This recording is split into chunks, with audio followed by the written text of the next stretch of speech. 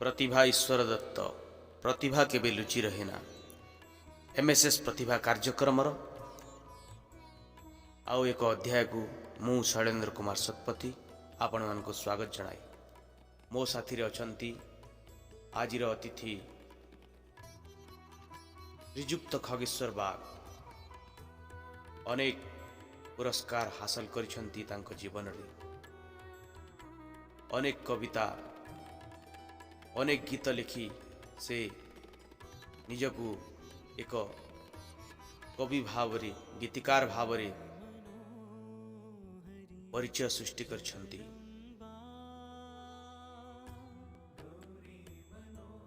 पेशारे जने शिक्षक किंतु निशा तांकर कविता लिखिबा, गीत लिखिबा, भजन लिखिबा, गल्प लिखिबा। कहा जाए मन एव मनुष्याणाम कारणम बंध मुख्य ए मन को आकट करिबा पई योग हेउची एक माध्यम। योग कर्मसु कौशलम, योग चित्तवृत्ति निरोध। ए योग माध्यम रे से निजको संयमित रखि थांती एवं से जने राष्ट्रीय स्वयंसेवक संघर स्वयंसेवक भाव रे प्रत्यह शाखा एवं व्यायाम अभ्यास करथांती। आसंतु तांको विषय रे जानिबा। केशर भाई रचनारू श्रद्धांजलि। गोपन व्यथा को आज चापिछि अंतरे कुहुलुची धुआं खाली ए बक्ष देशरे। नेत्र कोणे कोणे पुणी क्रंदनर ध्वनि अश्रु अविरत झरे नस्फुरई बाणी। चौदिगे थिले घेरी बंधु परिजने तथापि निसंग लागे एही मोर मने। शुणिबाकू इच्छा हुए राष्ट्र चिंता कथा गाँ हालचाल आउ केते जे बारता। कवि प्राणे प्रेरणा जे मिलुथिला जेते युवा हृदय नवचिंता धारा कहीं केते केते। हित उपदेश पुणी देश प्रति भाव से सान्निध्य सात स्वप्न आजि ठारु हेबो नाही अंत। प्रतीक्षार हस्तस्पर्श पाई मेघमाला कुशलिका राष्ट्रदीप कहीं केते जे पत्रिका पुणी चाहिछे अनाई। हे पुण्यात्मा तव पादे श्रद्धांजलि यही, श्रद्धांजलि यही, श्रद्धांजलि यही।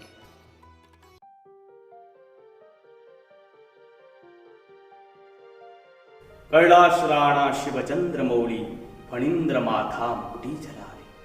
कारुण्य सिंधुर भव दुःखहारी तुझ वीण शंभो मज पूर्णता। नमस्कार दर्शक बंधु श्रोता बंधु, मु आपणकर शैलेंद्र एमएसएस म्यूजिक प्रेजेंट्स प्रतिभा अन्वेषण कार्यक्रम को आपण मानक स्वागत जनाउछि। आज आम गहन रे अछंती जड़े प्रतिभा, जड़े कवि, जड़े शिक्षक। आसंतु तांको संगरे मिसिबा, कथा हेबा एवं जानिबा तांको प्रतिभा विषय में। आम गहन रे अछंती खगेश्वर बाग। आसंतु नमस्कार। नमस्कार राजा भाई, केमती अछंती?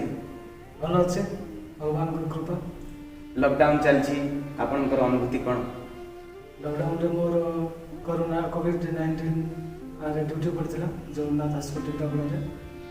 मो ड्यूटी ठीक रूपे संपादन करछि।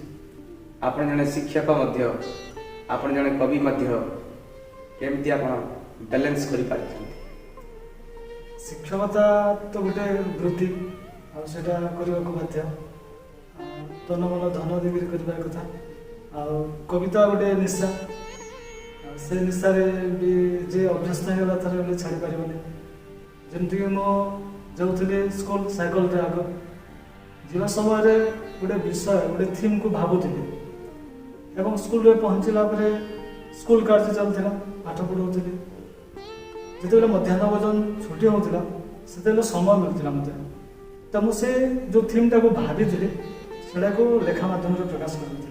तो एमती कविता चलता। आपणकर ये लेखाटा केवेठु आरंभ होला आपणकर आदर्श किए ए सृजनी कला पछरे कहार हाथ अछि एमती तो अनेक गुरु अच्छा जमीक स्वर्गत नरेंद्र कुमार शतपथी परिड़ा सदानंद परिड़ा एवं अनेक गुरु जहाँ प्रेरणा पाई पुस्तम सुनानी आगे प्रेरणा देते कर्णदीप दास से कीर्तन लिखापी प्रेरणा देते तो कविता केमती आरंभ है यहाँ आप पचारे जीवन में अनेक अन्याय अत्याचार होता समाज रे ताको मु प्रकाश करते विरोध करते कि अनेक लोग मत चिन्हुले जे ये व्यक्तिटा विरोध कर सतकी अन्याय कर तो मुझे भाविली जे यहाँ को जदि आम लेखा मध्यम प्रकाश करदे ताहले कहीं भी भावे जे मत नहीं लेखाई जेहेतु कवितार कार ना मेनसन कर तो सेटा गोटे माध्यम मन पड़ेगा और से रास्ता को मुझे आपणे नहीं तथापि कविता मोर विद्यार्थी जीवन आरंभ होता एटा त माने समाज संस्कार उद्देश्य नहीं आपण आरंभ कले ए कविता रचना समाज जो अन्याय अच्छी कुसंस्कार अच्छी अंधविश्वास अच्छी समाज प्रतिटी छवि प्रतिटी चित्र को मुझे दर्शे कुसंस्कार प्रयास कर अपर पक्षे देशभक्ति भी मोर कवितार भावना आसात्मबोध भाव जागृत हो तो सबु प्रकार सामग्रिक जुगोपयोगी लेखा सब आस आपण भजन मध्य लेखती निकट रे आपनकर गोटे रिलीज हिची बोधे को भजन था ये सेटा भी एमएसएस म्यूजिक ऑफ स्कूल नपड़ा तरफ रही मोर तंगर 3टी कैसेट रे 8टी गीत बाहर वाह से आश्चर्य कथा हस कथा भी से म्यूजिक डायरेक्टर सिंगर प्रोड्यूसर राजा भाई अर्थात आपण तो आपण को आउ के गाई छंदे आपण को गीत को प्रताप भाई गाई छंदे प्रताप साहू मुजीब से मध्य नुआपड़ा जने प्रतिष्ठित कलाकार मुजीब भाई मध्य बहुत सुंदर गाती भवानी शंकर बाग गाई छंदे भवानी भाई गाई छंती आपण जो गीतटा गाई छंदे मौसुमी तू नहीं जा मितरे मित मोर सपन तोर चेहरा सुपर डुपर रास भाई गाई छंती रास भाई गाई छंदे बहुत सुंदर मौसुमी तू नहीं जा रे ए गीत सब बंधुगण पाई परिबे आपण शैलेंद्र कुमार शतपथी यूट्यूब चैनल मोर निजर चैनल रे तांकर बहुत सारा गीत रिलीज हेछि आपण माने सुनंतु निश्चित भाव रे मो भी आपण मान को अनुरोध करछि आपण राधा भाई को यूट्यूब चैनल को आसंतो सेतिरे मोर गीत सब अच्छी राधा भाई भी अन्य गीत अच्छी साई सहारा अच्छी नीलचक्र मोर खेल अच्छी अनेक गीत मैंने लिखी पारे आपण को प्रकार गीत लिखती विशेष कर भक्तिभाव जागृत है गोटे नुआ विषय थी भाषा गोटे सरल हो किंतु गोटे हृदबोध हो प्रकार विशेष कर भक्तिभावटा अधिक था एवं जुगोपयोगी जदि आपण कहले जे श्रावण चलছে आ गोटे महादेवंकर भजन दरकार तो प्रयास कर आसंतु बंधुगण से श्रावण मासरे आपण माने सुनि नियंतु गोटे खगेश्वर भाईंकर लेखा कौन गीतर लाइन थिला मुझे सेटा सम्बलपुरी भजन चाल शिवलिंगे पाइन ढालमा बहुत सुंदर लेखा बंधुगण आसंतु सुनि नबा से गीतर पदे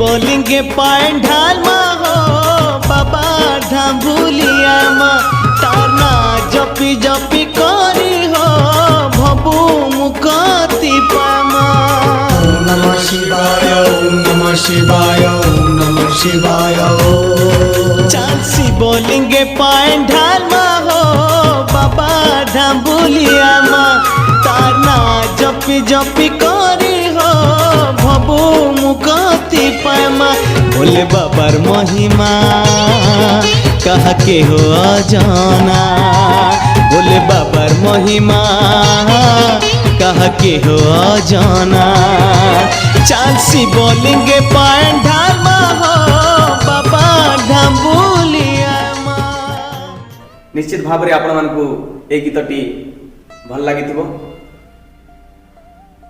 आपण जणे शिक्षक ता सहित आपण जणे कवि लेखक गाल्पिक आपणकर को गीत कविता रचना सब को माध्यम रे प्रकाशित हेछि दर्शक को जणेबे। निश्चित मोर प्रथम कविता माँ ऊपर लिखाई मो निज माँ एवं सेटा भी हम जो श्रीमान प्रणव कुमार शतपथी दादा अच्छा द्वारा संपादना पूर्णिमा 2003 से पत्रिका प्रथम कर प्रकाशित था। तो मो भीतर गोटे आग्रह आसला जिज्ञासा आसला आहरी लिखा प्रयास करी तापर आसला धीरे धीरे पाला गायक बाहक संप्रदा ये माने मो पाखक आसिले एवं किसी लेखा ये लेखा लिखिदेवे यहाँ आमको दरकार ये सब लेखा मैंने लिखे। आपण सत्यसाई बाबा विषय भी पाला लिखिछंती बोधे? हाँ सेटा पाला लिखिछे। तापरे सत्यसाई बाबा जो बाल विकास कार्यक्रम चले एवं पुस्तिका अच्छे मासिक पत्रिका से पत्रिका भी मोर लेखा बाहर राष्ट्रदीप बाहर वेदांति बाहर प्रीतिर प्रयास ढेंकानाल से बाहर ज्योति बाहर स्मरणिका बाहर ए प्रकार पाखापाखि साप्ताहिक और मासिक पत्रिका 16टी पत्रिका 60टी लेखा अधिक बाहर एवं अप्रकाशित लेखा 170 ऊर्ध्व खाली कविता अच्छी या भितर काव्य अलग अच्छे काव्य जमी उर्वशी अच्छी मल्लिकार्जुन अच्छे नौरवली अच्छी छद्म तपस्वी अच्छी नाटक गल विजयी अच्छी आशंका आशार आलोक अच्छी तापरे माओवादी महानगर यहाँ जो आम रामलाल भंजा थे से बर्तमान अपेरा अच्छा सिंगर अच्छा ये सब बहुत भूमिका से रामलाल भाई मध्य आमर जड़े नुआपड़ार कलाकार बहुत सुंदर कलाकार यात्रा कलाकार दीर्घ दशंधि धरी एक दशंधि धरी से अपेरा कार्यरत प्लेबैक सिंगर भाव में। हाँ तांकर प्रेरणा लगे से माओवादी महानगर लिखिली नाटकटा कि दुर्भाग्यवश से अपेरा को आसी पार लकडाउन तो ये प्रकार चली एवं गल्पर अप्रिय सत्य अच्छी बंधुत्वर परिणाम अच्छी आ गए मजा कथा जो आत्मा प्रेतात्मा रही सेटा को गोटे नहीं लिखी मो शताब्दी प्रेतात्मा सेटा जदि जी भी पढ़ो निश्चित लगे सत्य घटना आ गए मजा भी लगे किंतु भय जदि अच्छी हृदय नाम पढ़ा कथा आपणकर घर परिवेश केमती थिला जहाद्वारा यही सब आपन प्रेरणा मिलला आपनकर बापा विषय माँ विषय किसी कहवा चाहिए? निश्चित निश्चित से माने को पेशा रे बापा तो क्षुद्र चाषी मात्र एवं से अन्य बिजनेस करते जमीक छेली मेढ़ा किणवा माँ अधिक प्रेरणा मिली से मोर पढ़ा समय पर्यंत रात अनिद्रा रोते रात 11-12टा पर्यंत खावाई जो आम कहूँ रखीदे पर खावा और राति राति पढ़ुलु मैंने पढ़ार 18 घंटा कठिन परिश्रम करूँ एपटे गोटे पारिवारिक दायित्वबोध आसी जाता जेहेतु घर बड़ भाई बड़ पु भौणी 3 जन आम 2 जन भाई जन भाई पुलिस अच्छे आर संघर्ष करने को पड़ता एवं प्रेरणा माँ ठार अधिक मिलूँ से क्रिकेट खेलुलु कि से मना कर बरम प्रेरणा दूसरे जो भल कर खेल गाँव ना जस प्रशंसा आपण क्रिकेट रे जिला स्तरीय खेलुथिले कोन तार अनुभूति टी कहिबे? हाँ जिते मु नवम पढ़ुली श्रीमंत पाढ़ी आम गाँव जो नवकिशोर क्रिकेट क्लब रो कैप्टेन थे से एवं ज्ञानबंध पंडा ये 2 जन मत डाकिले आम हाईस्कूल में खेलुलु कर बिना पैड बिना ग्लोव्स तो टीम रे खेलली मु माने गाँ टीम रे खेलली तापर गाँव चयन है मोर डिस्ट्रिक्ट लेवल रे किंतु बुद्धिकुमनार नआपड़ा को जो मिनी स्टाडियम अच्छे से अभ्यास करने आसवा पड़ता तो भैरव साहू दादा से पिंकी बस कंडक्टर को कहीदे जे से भाईटा 15-20 दिन अभ्यास कर आसो आर पैसा मांगो ना आम देदेला तो ये प्रकार भी गोटे सहयोग था यही सहयोग माटीर कलाकार मानक रही मु आमर नुआपड़ावासी को बहुत बहुत धन्यवाद देवी। निश्चित निश्चित। तो मोर जो आम जो YMCA टीम रे खेल एवं 11 अंडर रही आम बलांगीर हारीगलु। तो से दिन ठार मोर गोटे है जे क्रिकेट रे किसी लाभ ना माने मोर निरंतर अभ्यास का बंद हो गला तेणुक आगे जाई पारि ना कि मोर भाग्य को दोष देवाटा निश्चित रूप मूर्खामी हम भाग्य को दोष देवा ना जेहेतु आम अभ्यास बंद करदेलु। तो आम निरंतर अभ्यास जदि जारी रखा तेरे सफलतार चूड़ार निश्चित रूप पहुँच पार। आपण जीवन एम कौन? मु भल शिक्षक होगा चाहे भल कवि होगा चाहे एवं समाज रे निजको गोटे संपूर्ण त्याग मनोभाव सेवा करने चाहे। आपण दुईटी सामाजिक संगठन रे जड़ित अच्छा गोटे सत्यसाई संगठन एवं गोटे RSS राष्ट्रीय स्वयंसेवक संघ से दुई संगठन आपण जीवन में कौन प्रभाव पड़ी? मु साई संगठन रे प्रथम आसली सेठारे भक्ति मार्ग रे चलवाटा गोटे आनंद लगुला। समग्र पृथ्वी को वसुधैव कुटुंबकम जो मंत्र मिलूला बहुत आनंद माने सेठी दुख वाला जिनिस किछि ना सेठे बाल विकास कार्यक्रम मध्य होतिला नारायण सेवा होतिला। तो सेठे आनंद अवर्णनीय एवं जिते शाखा चलुला गाँव में हाईस्कल पड़िया देखिली जे मुझे सेल्फ डिफेन्स शिखाऊँ जुड़ो कराटे। तो मत आग्रह लगेगा जेहेतु राजा भाई जे आम सेल्फ डिफेन्स पैसा देकी शिखबार सुविधा नहीं आम पाखे आर्थिक सच्छल नहांती आर्थिक सच्छल भी पाठ पढ़ा बोझ एवं परिवार गुरुदायित्व। तो मुझे भाविली जे यहाँ गोटे बढ़िया माध्यम तो से सेल्फ डिफेन्स प्रति आग्रह मुझे शाखा गली किंतु सेठारे देखिली जे सेटा गोटे व्यक्ति निर्माण कारखाना तापरे मोर निरंतर चलला शाखा जीवा अनेक सहपाठी संख्या बढ़ला सब परिडा आज्ञा से चलाउले 3-3टी गण चलता 60 संख्या पर्यंत रोला। तो गोटे आग्रह लगेगा खेल होता गोटे विजय मनोभाव आसला जो आम फिलिंग भावना रोला से भावना दूरे गला आम समस्त गोटे अपना गोटे भ्रातृत्व भाव जागृत है भाई भाई बोली गोटे हृदय रे भावना आसला ईश्वर पितृत्व एवं मनीष मान भातृत्व हाँ हाँ से भावना जागृत है। परवर्ती समय मत मुख्य शिक्षक दायित्व मिलला खंड शारीरिक प्रमुख दायित्व मिलला वर्तमान खंड कार्यवाह दायित्व निर्वाह कर गोटे शिकायत अच्छी कि संघरे केवल ब्राह्मण क्षत्रिय एभली उच्च जातिर लोक मानकर समावेश होता है आपण कौन कहे? संपूर्ण मिथ्या मिथ्या कथा कारण आमे भी अनेक संगठन सहित जड़ित कौन से संगठन सेमती भावना ना राष्ट्रीय स्वयंसेवक तो सेटा देश को परम वैभवशाली कर गोटे लक्ष्य नहीं। तो आम जो आसो देखु समस्त आमर अनेक बड़ बड़ व्यक्तित्व मान रही से प्रकार भावना ना आम अनेक भाई मान सहित मिशु से प्रकार भावना ना।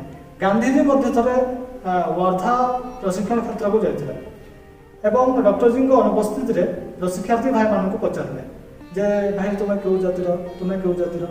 तो समस्त प्रशिक्षार्थी भाई कहले जे आम मानव जाति हिंदू तो आम भर कौन से भेदभाव ना से पुणी थे जानवा चाहिए अनेक थर पचारे शेष डॉक्टर जी को जाई कहले धरी आने।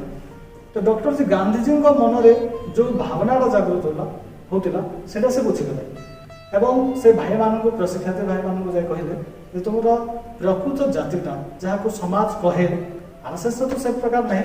तो गांधीजी चाहते जानवा कहले तो से कहले जे के हरिजन के चमार ये प्रकार किंतु से प्रकृत जाति कहबार उद्देश्य हूँ गांधीजी जो त्रुटिपूर्ण मनोभाव था गोटे फिलिंग ये हरिजन ये चंद्रार से दूर करने ना जाति फाति किसी ना सतरे कहले प्रकृत में आम समस्ते हरिजन हरिंकर जन भगवान संतान आम सब ईश्वर संतान भारत मातार संतान आम समस्ते भाई भाई।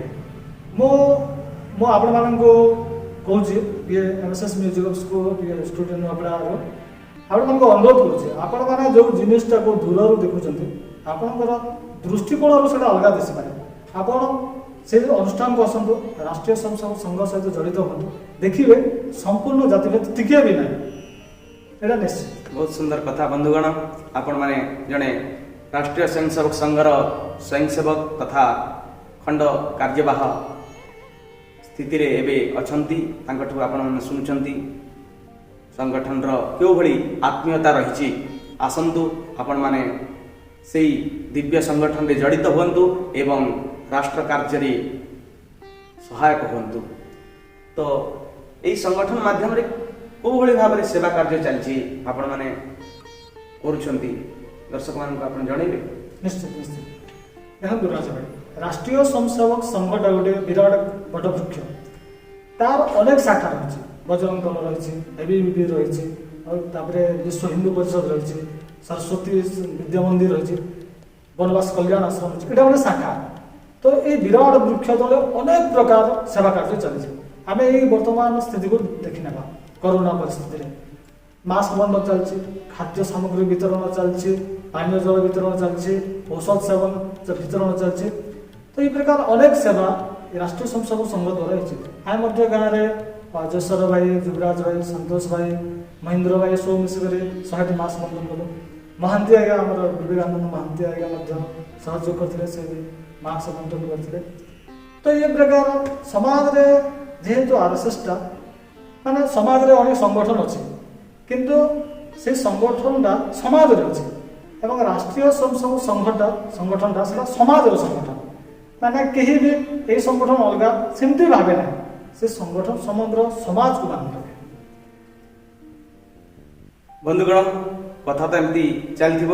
ଏ ଭିତରେ ଆଉ ଗୋଟେ ସୁନ୍ଦର ଗୀତ ଖଗେଶ୍ୱର ଭାଇଙ୍କର ଲେଖାରୁ ଶୁଣିବା।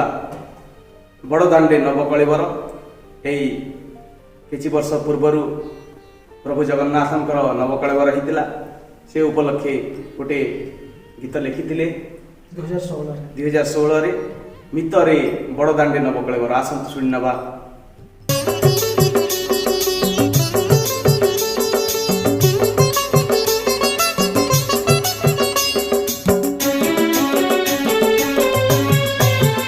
ମିତରେ ଦେଖରେ ବଡ଼ଦାଣ୍ଡେ ନବକଳେବର। ମିତରେ ଦେଖରେ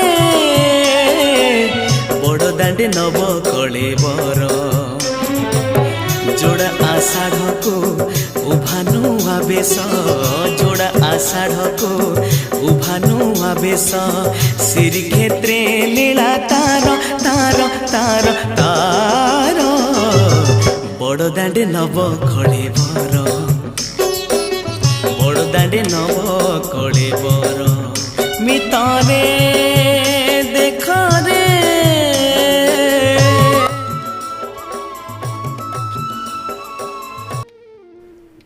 ଆପଣମାନଙ୍କୁ ନିଶ୍ଚୟ ଭଲ ଲାଗିଥିବ। ଏଇଭଳି ଅନେକ ଗୀତ ଆପଣ ଶୁଣିପାରିବେ ଖଗେଶ୍ୱର ଭାଇଙ୍କର ଲେଖା। ଆପଣ ଭଗବାନ ସତ୍ୟ ସାଇ ବାବାଙ୍କର ପ୍ରଶାନ୍ତି ଲୀଳାକୁ ଯାଇଛନ୍ତି, ତାଙ୍କର ଦର୍ଶନ କରିଛନ୍ତି, ଆପଣଙ୍କର ଅନୁଭୂତି କ'ଣ? ପ୍ରଶାନ୍ତିକୁ ପ୍ରଥମେ ଲଳିତ ଭାଇ ଯାଇଥିଲେ, ସେ ଦେଖିଥିଲେ। ତ ତାଙ୍କ ସହିତ ମୋର ଯିବାର ଗୋଟେ ସୁଯୋଗ ମିଳିଲା। କାରଣ ମୁଁ ନିଶ୍ଚିତ ରୂପେ କହିବି ଯେ ଏଇଟା ଭଗବାନଙ୍କର ଗୋଟେ ଦୟା ଥିଲା, କରୁଣା ଥିଲା। ନହେଲେ ପ୍ରଶାନ୍ତିକୁ କିମ୍ବା ଭଗବାନଙ୍କର ଦର୍ଶନ ଅସମ୍ଭବ। ତ ଗଲୁ 2 ଜଣ ଏବଂ ଯେତେବେଳେ ପ୍ରଶାନ୍ତିରେ ପହଞ୍ଚିଲୁ, ଗୋଟେ ନୈସର୍ଗିକ ସୁଖ ଲାଭ କଲା ଭଳି ଲାଗିଲା। କାର୍ରେ ଭଗବାନ ଆସିଲେ ଏବଂ କାର୍ ସ୍ଲୋ ହେଲା ଏବଂ ଯେତେବେଳେ ତାଙ୍କର ଦୃଷ୍ଟି ସହିତ ମୋର ଦୃଷ୍ଟି ମିଳିଲା, ସେ ମୋତେ ଟିକେ ଦେଖି ଅଳ୍ପ ହସିଲେ। ତ ମୁଁ ଭାବ ବିହ୍ୱଳ ହେଇଗଲି ଏବଂ ଦେଖୁଥିଲି ତାଙ୍କଠାରୁ ମୁହଁ ଫେରିବା ପାଇଁ ଇଚ୍ଛା ହେଲା। ଏଇଟା ଗୋଟେ ଆନନ୍ଦ ଏବଂ ପ୍ରଶାନ୍ତିର ପରିବେଶ ମଧ୍ୟ ବହୁତ ସୁନ୍ଦର। ଆପଣଙ୍କୁ କାହିଁକି ଲାଗିଲା ଯେ ଇଏ ଈଶ୍ୱର ପରମାତ୍ମା? ଦେଖନ୍ତୁ, ତାଙ୍କର ମାଧ୍ୟମରେ ଅନେକ ଚମତ୍କାର ସବୁ ଘଟିଛି ଏବଂ ସାଇ ଅନୁଭୂତି ବହିରେ ଅନେକ କଥା ସବୁ ଲେଖାଯାଇଛି, ସତ୍ୟ ଘଟଣା, ତାହା ମୁଁ ପଢ଼ିଛି। ଏବଂ ଆମେ ଯେଉଁ ପ୍ରେମଟା ରହିଛି, ସ୍ନେହଟା ରହିଛି, ଭକ୍ତିଟା ରହିଛି, ସାଇବାବାଙ୍କ ପ୍ରତି ଯେଉଁ ପ୍ରେମ ଆମର ମା ବାପା ପ୍ରତି ଟିକେ ସାମାନ୍ୟତମ ଟିକେ କମ୍ ହୁଏ। ତାଙ୍କୁ ଦେଖିଲା ମାତ୍ରେ ଯେଉଁ ଗୋଟେ ନୈସର୍ଗିକ ଅନୁଭୂତି ଆସିଲା, ଗୋଟେ ଭକ୍ତିଭାବ ଆସିଲା, ମୋତେ ଲାଗିଲା ଯେ ନିଶ୍ଚିତ ରୂପେ ଭଲ। ଏବଂ ଆଉ ଗୋଟେ ଦୁର୍ଘଟଣାରୁ ମୁଁ ବଞ୍ଚି ଯାଇଛି, ତାଙ୍କ ନାଁ ଧରୁ ଧରୁ। ତ ଆସିଥିଲି ବାଇକ୍ରେ, ଜଣେ ପଛେ ମୋ ପଛେ ଥିଲେ, ବାଇକ୍ଟା ଟିକେ ସ୍ପିଡ୍ ଥିଲା ଏବଂ ଗାଁ ଅତିକ୍ରମ କରିବା ଭିତରେ छोट पिलाटा दौड़ी जाइए ମାନେ ମୋର ଗୋଟେ ଏମିତି ଭାବନା ଆସିଲା କେମିତି ସାଇବାବାଙ୍କର ନାଁ ଆସିଲା ସାଇରାମ କହିକି ହଠାତ୍ ବ୍ରେକ୍ ଦେଇଦେଲେ ଆଉ ସେ ପିଲାଟା ଚକା ଉପରୁ ଡେଇକି ତଲେଇଗଲା ସେ ପିଲାଟା ତ ମୋତେ ସେଇ ଦିନଠୁ ଲାଗିଲା ଯେ ନିଶ୍ଚିତ ରୂପେ ଇଏ ହବ। ତାପରେ ତାଙ୍କୁ ଦେଖିବା ଆଗରୁ ମୋତେ ଗୋଟେ ସ୍ୱପ୍ନ ହେଉଥିଲା ଏବଂ ସେ ମୋତେ ଆଳିଙ୍ଗନ କରୁଛନ୍ତି ଏ ପ୍ରକାର ଗୋଟେ ସ୍ୱପ୍ନ ଗୋଟେ ଦିବ୍ୟଳୀର ଅନୁଭୂତି ହେଉଥିଲା ମୋତେ। ତେଣୁ ମୁଁ ଭାବୁଛି ଯେ ତାଙ୍କର କରୁଣା ଲାଗି ମୁଁ ତାଙ୍କୁ ଗଲି ଏବଂ ତାଙ୍କର ଦର୍ଶନ କଲି ସେଦିନଠୁ ମୁଁ ବିଶ୍ୱାସ କଲି। ବନ୍ଧୁଗଣ ଭଗବାନ ସତ୍ୟ ସାଇ ବାବା ଏମିତି ଏକ କଳିଯୁଗର ଅବତାର ଯାହାଙ୍କୁ ଏଇଭଳି କ୍ଷୁଦ୍ର ମଣିଷ ଆମ ଭଳି ଅଜ୍ଞାନୀ ଆଉ କେତେ କ'ଣ କହିବି ଆମେ ମଧ୍ୟ ସେଇ ଈଶ୍ୱରଙ୍କର ସାନ୍ନିଧ୍ୟ ପାଇଛୁ ଏବଂ ଯେଉଁ ନୈସର୍ଗିକ ଆନନ୍ଦର କଥା କହୁଥିଲେ ସେଇ ନୈସର୍ଗିକ ଆନନ୍ଦରେ ଆମେ କିଛି କାଳ ବୁଡ଼ି ଯାଇଛୁ ଏହାଠାରୁ ଆଉ ଅହୋଭାଗ୍ୟ ଆଉ କିଛି ହେଇନପାରେ। ଆମ ଜୀବନ କାଳରେ ସର୍ବଶ୍ରେଷ୍ଠ ଆଚିଭମେଣ୍ଟ ଆମେ ଯାହା କହିବା ଯାହା ଆମେ ଭଗବାନଙ୍କର ଦର୍ଶନ ପାଇଛୁ। ଆପଣ ରାଷ୍ଟ୍ରୀୟ ସ୍ୱୟଂସେବକ ସଂଘରେ ଏତେ ବର୍ଷ ହେଲା ଜଡ଼ି ଦେଇଛନ୍ତି ଏଥିରେ କ'ଣ ଗୋଟେ କ'ଣ କୋର୍ସ ରହିଥାଏ? ନିଶ୍ଚିତ ଭାବରେ ପ୍ରଥମେ ତ ଆପଣ ନିୟମିତ ଶାଖା ଯିବେ ତାପରେ ଶାଖା ଆସିଲା ପରେ ଶାଖାରେ କ'ଣ ହୋଇଥାଏ? ଶାଖାରେ 1 ଘଣ୍ଟାର କାର୍ଯ୍ୟକ୍ରମ ସେଠାରେ ଗୋଟେ ନିର୍ଦ୍ଦିଷ୍ଟ ସ୍ଥାନରେ ନିର୍ଦ୍ଦିଷ୍ଟ ସମୟରେ ପ୍ରତ୍ୟେକ ଦିନ ସମସ୍ତେ ଏକାଠି ହେବେ ସମସ୍ତେ ମାନେ ଏକାଧିକ ଲୋକ ଏବଂ କାର୍ଯ୍ୟକ୍ରମ ଚାଲିବ ବୌଦ୍ଧିକ କାର୍ଯ୍ୟକ୍ରମ ଚାଲିବ ଏବଂ ଶାରୀରିକ କାର୍ଯ୍ୟକ୍ରମ ଚାଲିବ। ବୌଦ୍ଧିକ କାର୍ଯ୍ୟକ୍ରମରେ ଆପଣ ଦେଶାତ୍ମକ ଗୀତ ଚାଲିବ ସମ୍ବାଦ ପରିବେଷଣ ଚାଲିବ ମହାପୁରୁଷଙ୍କ ଜୀବନୀ ଚାଲିବ ବୋଧକଥା ଚାଲିବ ପ୍ରାର୍ଥନା ଅଭ୍ୟାସ ଚାଲିବ ଏହିସବୁ ଆସିବ। ଶାରୀରିକ କାର୍ଯ୍ୟକ୍ରମରେ ଶରୀରକୁ ସୁସ୍ଥ ରଖିବା ପାଇଁ ଏବଂ ଷଡ଼ରିପୁକୁ ଦମନ କରିବା ପାଇଁ ଗୋଟେ ସଂଗଠିତ ମାନେ ସୁସ୍ଥ ଶରୀର ଗଠନ ପାଇଁ ଶାରୀରିକ କରିବାକୁ ପଡ଼ିବ। ଶାରୀରିକରେ ନିୟୁଦ୍ଧ ଆସୁଛି ଦଣ୍ଡ ଆସୁଛି ସମତା ଆସୁଛି ଖେଳ ଆସୁଛି ଦ୍ରୁତ ବ୍ୟାୟାମ ଆସୁଛି ସୂର୍ଯ୍ୟ ନମସ୍କାର ଆସୁଛି ଆସନ ପ୍ରାଣାୟାମ ଏସବୁ ଆସୁଛି। ତ ଏସବୁ କେଉଁ ଜାଗାକୁ ଯାଇଛନ୍ତି ଏଇ RSSର କାର୍ଯ୍ୟକ୍ରମରେ? ପ୍ରଥମେ ତ ମୁଁ ପ୍ରାଥମିକ ବର୍ଗ କଲି ଟିଟଲାଗଡ଼ରେ ଆଉ ସଦାନନ୍ଦ ପରିଡ଼ା ଆଜ୍ଞା ମୋ ଶିକ୍ଷକ ଥିଲେ। ତାପରେ ପ୍ରଥମ ବର୍ଷ କରିବା ପାଇଁ ସେଇଟା 20 ଦିନରେ ହୁଏ ପ୍ରଥମ ବର୍ଷ ଦ୍ୱିତୀୟ ବର୍ଷ 20 ଦିନ। ତ ମୁଁ ଘରକୁ ଚାହୁଁନଥିଲି ଘର ମୋତେ ପଇସା ଦେବେ ବାପା ପଇସା ଦେବେ ମା ପଇସା ଦେବେ ଏବଂ ମୋର ବି କିଛି ଆୟ ନଥିଲା। ତ ସେଇ ପରିସ୍ଥିତିରେ ମୁଁ ଯେ ବର୍ତ୍ତମାନ ନୂଆପଡ଼ା ଜିଲ୍ଲାର ମାନନୀୟ ସଂଘଚାଳକ ଅଛନ୍ତି ପୁଷ୍ପମ ସୁନାନୀ ମହୋଦୟ ତାଙ୍କୁ ମୁଁ ଜଣାଇଲି ଏବଂ କହିଲି ଯେ 1000 ଟଙ୍କା ଧାର ଦେଇଥାନ୍ତୁ ମୁଁ ବର୍ଗସାରରେ ଆସିଲା ପରେ ଦେବି।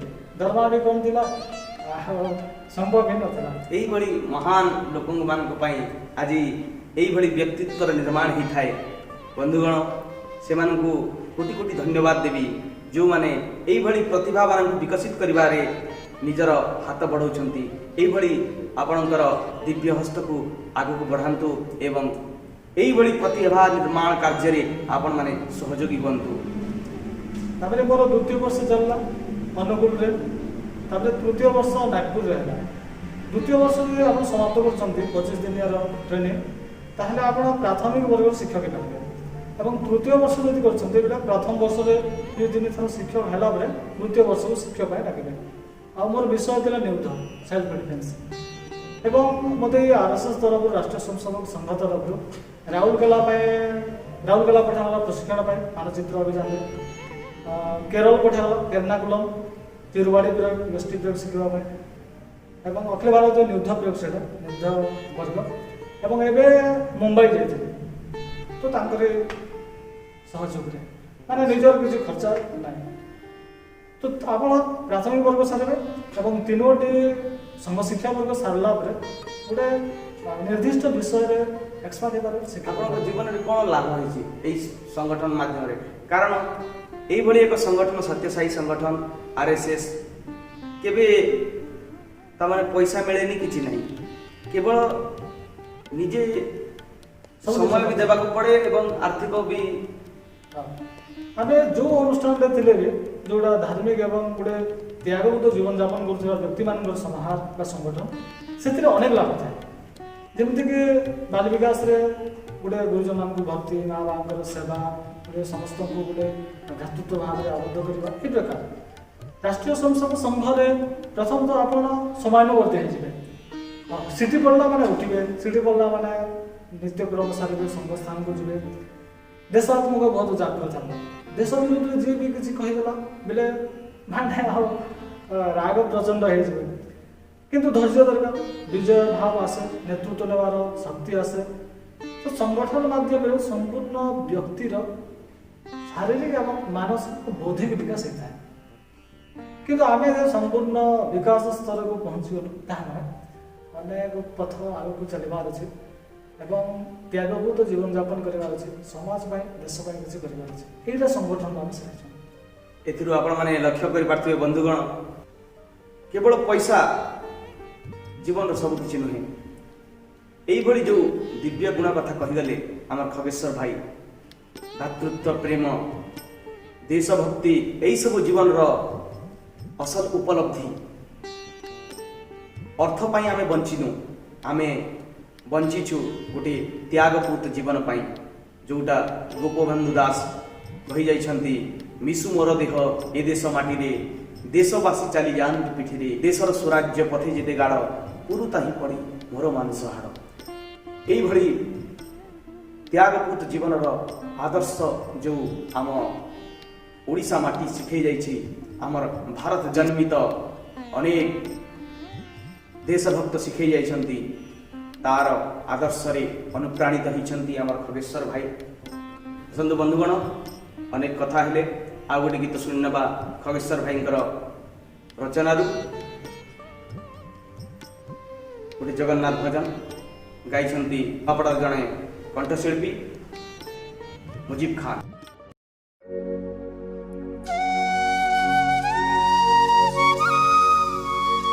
हे चका नयन अगतिर गति दिन दुख नाशन गोपर प्राण गोपीर मन तुमे मो सपन जगी बसिछि मु पाइबी बोली तुम दर्शन हे राधा रमण तुमे मो जीव जीवन हे माधव हे कल्पवट तुम सह मो संपर्क जुग जुगर जन्म जन्मर तुमे ही स्वर्ग मोर तुमे ही निर्वाण।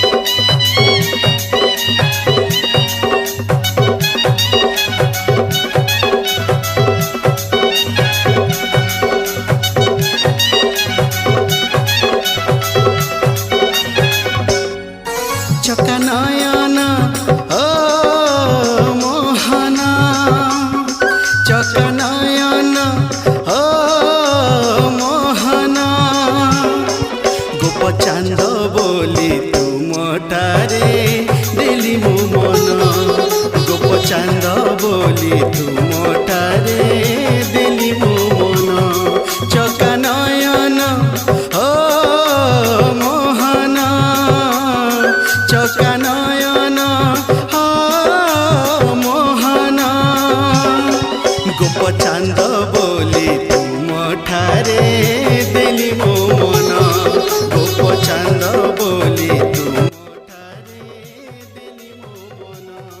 आपण पेशारे जड़े शिक्षक आपण शिक्षक समाज को कौन प्रेरणा देवे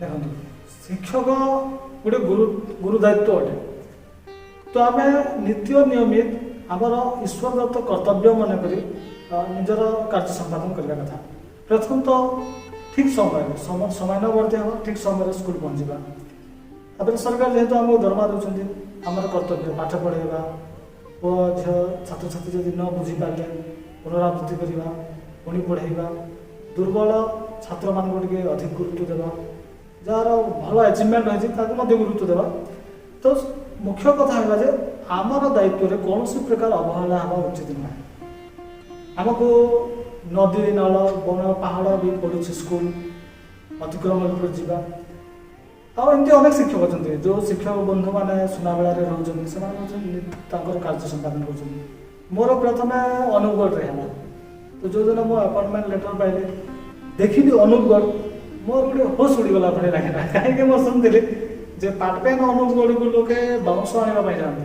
ବିରାଟ ରୋମ୍ ସାମ୍ରାଜ୍ୟ ଭଳି ଚାରିଆଡ଼େ ଜଙ୍ଗଲ ଏବଂ ମଝିରେ ଗାଁ। ତଥାପି ଗଲୁ, ଜଏନ୍ କଲି ଏବଂ କେମିତି ଯାଉଥିଲି? ରାଜା ଭାଇ ଗାଁରୁ 12 କିଲୋମିଟର ସାଇକେଲରେ ଯିବାକୁ ପଡ଼ୁଥିଲା। ବେଲେ ବେଲେ ପଏଁରେ ଗାଁରେ ସାଇକେଲ ରଖିକରି ଜଙ୍ଗଲ ରାସ୍ତା ଦେଇ ଚାଲି ଚଢ଼ିବାକୁ ପଡ଼ୁଥିଲା। ବେଲେ ବେଲେ ସାଇକେଲକୁ ନେଇ ବହି କେବେ ଏମିତି ଯିବାକୁ ପଡ଼ୁଥିଲା। ତ ଯାହା ବି ହଉ, ସମସ୍ୟା ଯାହା ବି ହଉ, ଯେହେତୁ ଶିକ୍ଷକ ଏବଂ ନିଜର ଦାୟିତ୍ୱ ପାଠ ପଢ଼ାଇବା, ତ ମୁଁ ନିୟମିତ ଯାଉଥିଲି। ଅନେକ ଭାଇ ବି ଅଛନ୍ତି, ହଁ କେତେ କାଂଶରେ ଥାଇପାରନ୍ତି ନିଜର କାର୍ଯ୍ୟରେ ଯେଉଁ ଶିକ୍ଷକ ଭାଇମାନେ ଶିକ୍ଷକତା ବ୍ୟତୀତ ଅନ୍ୟାନ୍ୟ କାମ ସବୁ କରୁଛନ୍ତି, ଦୋକାନ ବଜାର ବ୍ୟବସାୟ ଯାହା ବି, ସେଟା ତାଙ୍କର ପର୍ସନାଲ କଥା, ସେଟା କରିବା ଠିକ୍। କିନ୍ତୁ ନିଜର ଦାୟିତ୍ୱକୁ ମଧ୍ୟ ଯେଉଁ ଗୁରୁତ୍ୱ ଭଗବାନ ମାନିକରି ଚଳିବା କଥା। ଯେହେତୁ କର୍ମ ହିଁ ଭଗବାନ, ସେଟାକୁ ବିଶେଷ ଗୁରୁତ୍ୱ ଦେବା କଥା। ଦେଖନ୍ତୁ ବନ୍ଧୁଗଣ, ଏଇଭଳି ଏକ ଆଦର୍ଶ ଶିକ୍ଷକକୁ ଆମ ଗହଣରେ ପାଇଛୁ। ସେ ଏକାଧାରରେ ଜଣେ କବି, ଚିତ୍ରଶିଳ୍ପୀ, ତା ସହିତ ଅନେକ ଶାରୀରିକ କଳା କୌଶଳରେ ପରିପୂର୍ଣ୍ଣ ଜଣେ ମଣିଷ। ତାଙ୍କ ଜୀବନରୁ ଆମେ କେତେ ସବୁ ଜିନିଷ ଶିଖିପାରିଲେ ଆଜି।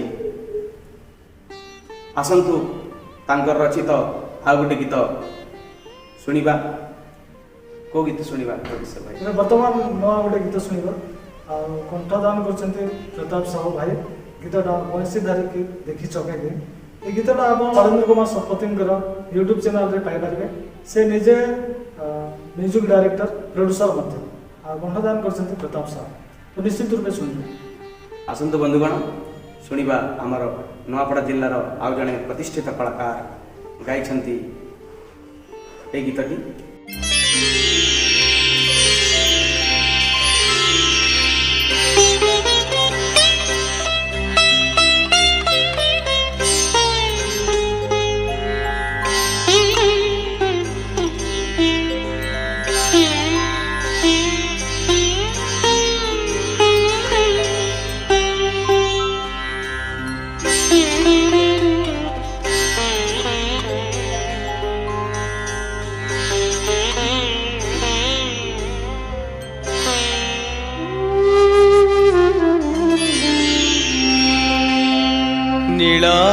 नीलाचल निवासाय नित्याय परमात्मने बलभद्र सुभद्राभ्यां जगन्नाथाय ते नमः। जगन्नाथाय ते नमः। जगन्नाथाय ते नमः।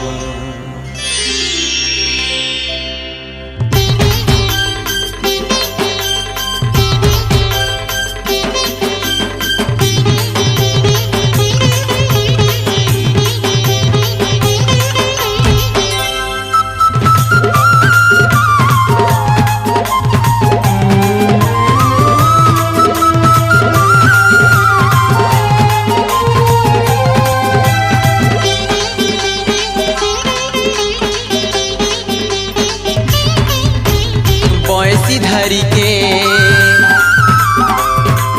देखी छके के ही बंसी धरी के देखी छके के ही मयूर चुलिया गुपर से काला गन्हई खुजी खुजी मुई आसी छे हो धाई खुजी खुजी मुई आसी छे हो धाई।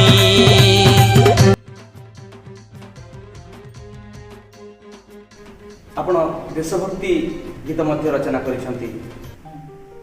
ଆଉ ସେଇ ସମୟର ଗୋଟିଏ ଗୀତ ଆପଣ ଶୁଣେଇବେ? ସେଇଟା ଅନେକ ଯେଉଁ ପୁରୁଣା ସ୍ୱର ମାନେ ଥିଲା, ଯେହେତୁ ପ୍ରଥମେ କବିତା ଗୀତ ଆସୁନଥିଲା ମୋତେ, ତ ସେ ଗୀତମାନଙ୍କୁ ଫଲୋ କରିକି ଲେଖୁଥିଲେ। ତ ଗୋଟେ ଗୀତ ଅଛି ଆମ ଏ ଜନ୍ମଭୂମି ସରଗ ସୁନ୍ଦର। ମୋର ବି ମନେ ଅଛି ସେ ଗୀତଟି ଆପଣମାନଙ୍କ ପାଇଁ 2 ଲାଇନ୍ ମୁଁ ଶୁଣାଉଛି ସେଇ ସୁନ୍ଦର ଗୀତଟି। ଆମ ଏ ଜନମ ଭୂଇଁ ସରଗ ସୁନ୍ଦର, ଆମ ଏ ଜନମ ଭୂଇଁ ସରଗ ସୁନ୍ଦର, ମଧୁରତା ପାଣି ମଳୟ ପବନ ଭୁଲି ହୁଏନି ମମତା ଯାର, ସେଇ ଦେଶେ ଜନ୍ମ ମୋର ଆମ ଏ ଜନମ ଭୂଇଁ ସରଗ ସୁନ୍ଦର। ଅତି ଚମତ୍କାର ଭାବରେ ଖଗେଶ୍ୱର ଭାଇ ଲେଖିଥିଲେ এই ଗୀତଟି। ଆଜି ହେଇଗଲା print media, electronic media, Facebook, WhatsApp ବହୁତ କିଛି ହେଲାଣି। ଆପଣଙ୍କ ସମୟରେ ସେମିତି କିଛି ସୁବିଧା ଥିଲା ନାଇଁ ରାଜା, ଯୋଉଥିରେ କି ଆପଣ ଆପଣଙ୍କର କବିତା ପ୍ରକାଶିତ କରିପାରିଥିବେ? ନାଇଁ ଏବେ ଯୋଉ ସବୁ ସୁବିଧା ମିଳୁଛି ସେତିକି ବେଳେ ନଥିଲା। କ'ଣ କେମିତି ମାଧ୍ୟମରେ ଆପଣ ଲୋକଙ୍କ ପାଖକୁ ପହଞ୍ଚୁଥିଲେ? ତ ମୁଁ କବିତାକୁ ଲେଖୁଥିଲି ଏବଂ ଯୋଉଠି ଜନଗହଳି ରହୁଥିଲା ଯେମିତିକି ଦୋକାନ, ତ କାଳିଆ ଦାର ଦୋକାନରେ ସରୁ ଦାର ଦୋକାନ ଆଗରେ ଛାପି ଦେଉଥିଲି। ଲୋକମାନେ ଆସୁଥିଲେ କ'ଣ ଛାପା ହେଉଛି ଦେଖୁଥିଲେ, କବିତା ପଢ଼ୁଥିଲେ ଏବଂ ମନେ ମନେ ଖୁସି ହେଉଥିଲେ ଯେ ପ୍ରକୃତରେ ଅନ୍ୟାୟ ବିରୋଧରେ ଲେଖା ହେଇଛି। ପରବର୍ତ୍ତୀ ସମୟରେ ପୂର୍ଣ୍ଣିମା ପତ୍ରିକା ଯେମିତି ମାନେ ହାତ ବଢ଼େଇଲା, ତ ସେଥିରେ ମୋର ଲେଖା ପାଇଲା ଆଗ୍ରହ ହୋଇଲା। ତ ଏ ଷ୍ଟେଜ୍ ଦେଇ ଗତି କରିଛି ଏବଂ ଆଜି ବିଭିନ୍ନ ପତ୍ର ପତ୍ରିକାରେ ଲେଖା ପ୍ରକାଶ ପାଉଛି। ତ ଏବେ ଟିକେ ଖୁସି ଲାଗେ ଯେତେବେଳେ କାନ୍ଥରେ ଆମେ କବିତା ଛାପୁଥିଲୁ, ମାନେ ଲୋକ ପଢ଼ିଲେ ସଚେତନ ହେବେ। କିନ୍ତୁ ଆଜି ଥରେ ମୋର ମନେ ଅଛି ରାଷ୍ଟ୍ରଦୀପରେ ଗୋଟେ କବିତା ବାହାରିଥିଲା। କବିତାର ଶୀର୍ଷକ ଥିଲା ଚାଇନା ମନା, ମାନେ ଚୀନର ଜିନିଷକୁ ବର୍ଜନ କରିବା। ତ ଏଇ 2-3 ବର୍ଷ ତଳେ ତ ରାଷ୍ଟ୍ରଦୀପରେ ପ୍ରକାଶିତ ହେଲା ଏବଂ ଜଣେ ଓଡ଼ିଆ ଭାଇ କଲିକତାରେ ରହୁଛନ୍ତି। ସେ ଦିନେ ମୋତେ ଫୋନ୍ କଲେ, ଆଉ ମୋର ପ୍ରଶିକ୍ଷଣ ଚାଲିଥିଲା କୋମନାରେ ଶିକ୍ଷକମାନଙ୍କର। ତ ମୁଁ ପଚାରିଲି କ'ଣ ଭାଇ? ନାଇଁ ଭାଇ ଆପଣ ଖଗେଶ୍ୱର ବାଗ ତ? ଖଗେଶ୍ୱର ବାଗ ଆପଣଙ୍କର ଚାଇନା ମନା ମୋତେ ବହୁତ ଆନନ୍ଦ ଲାଗିଲା। ମୁଁ ବିଜନେସମ୍ୟାନ୍ କିନ୍ତୁ ଚାଇନା ଜିନିଷକୁ ମୁଁ ବି ବିରୋଧ କରୁଛି, ଆପଣ ସେଟା ଲେଖିଛନ୍ତି। ତ ଅନ୍ୟମାନେ ଯେଉଁ ଚିଠି ପଠାନ୍ତି, ଫୋନ୍ ଫାନ୍ କରନ୍ତି, ବହୁତ ଖୁସି ଲାଗେ ଯେ ନିଜର କବିତା ତାଙ୍କର ସଫଳ ହେଇଛି। ପ୍ରଶାସନ ତରଫରୁ ଆପଣ କ'ଣ ସୁବିଧା ପାଇଛନ୍ତି ଏଇ ଦିଗରେ ଯାତ୍ରା କରିବା ପାଇଁ? ନାଇଁ, ପ୍ରଶାସନର ସେମିତି ସୁବିଧା ନାହିଁ, କେବଳ ବେସରକାରୀ ଅନୁଷ୍ଠାନ ସବୁ ରହିଛି, ସେମାନେ ସମ୍ବର୍ଦ୍ଧନା ଆପଣ କରୁଛନ୍ତି। କ'ଣ କହିବେ? କିଛି ଜିଲ୍ଲାର କଳାକାରମାନଙ୍କର ଉତ୍ଥାନ ପାଇଁ କିଛି ହେବା କଥା? ନିଶ୍ଚିତ ନିଶ୍ଚିତ। ଏବେ ଯେମିତି ପ୍ରଶାସନ ତରଫରୁ 60 ବର୍ଷରୁ ଉର୍ଦ୍ଧ୍ୱ କଳାକାରମାନଙ୍କୁ ମାସିକ ଭତ୍ତା ମିଳୁଛି, ତ ସେ ବୟସଟା ଟିକେ 40 କରିଦେବା କଥା, ବୋଧେ ହେଇଯାଇଛି 40। ତ ଏବଂ ଅନେକ ସାର୍ଟିଫିକେଟ୍ ମଧ୍ୟ ଦେଖାଇବାକୁ ପଡ଼ୁଛି, ତ ସେ ସାର୍ଟିଫିକେଟ୍ ମଧ୍ୟ କୋହଳ କରିବା କଥା। ଏବେ ବୁଢ଼ା ହେବା ପର୍ଯ୍ୟନ୍ତ ସାର୍ଟିଫିକେଟ୍ ସଂଗ୍ରହ କରିବେ, ତାପରେ ଭତ୍ତା ପାଇବେ, ତ ଜୀବନ ଥିବ ନଥିବ କେଜାଣି। ତ ପ୍ରକୃତ କଳାକାରକୁ ଚିହ୍ନଟ କରିବ, ସଙ୍ଗୀତଜ୍ଞ, କବି, ଲେଖକ, ପାଲାଗାୟକ, ମ୍ୟୁଜିକ୍ ଡାଇରେକ୍ଟର ଯେତେ ଉତ୍ଥାନ ପାଇଁ ସହଯୋଗ କରିବା କଥା, ସହଯୋଗ କରିବା କଥା, ସ୍କୋପ୍ ଦେବା କଥା, ବ୍ୟବସ୍ଥା ବି କରିବା କଥା। ଯେମିତି ଆପଣ ଗୋଟେ ସ୍କୁଲ ଖୋଲିଛନ୍ତି, ଷ୍ଟୁଡ଼ିଓ ମଧ୍ୟ ଖୋଲିଛନ୍ତି।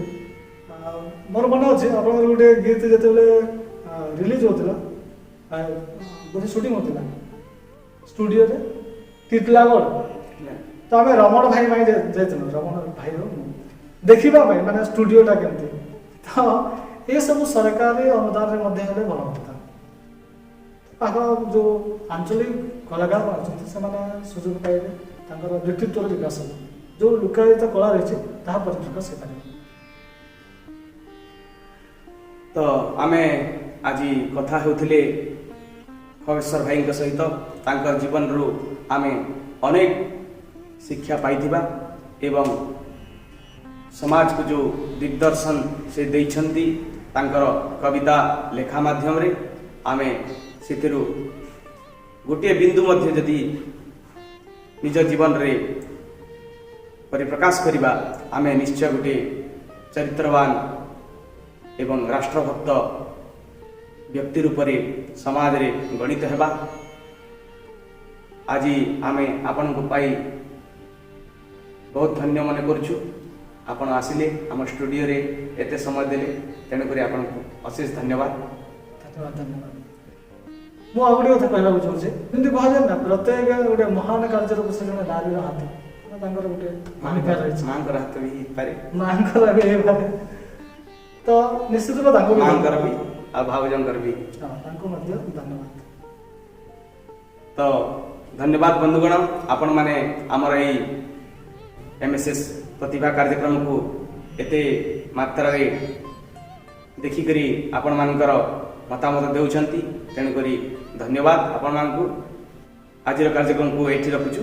ଧନ୍ୟବାଦ, ନମସ୍କାର।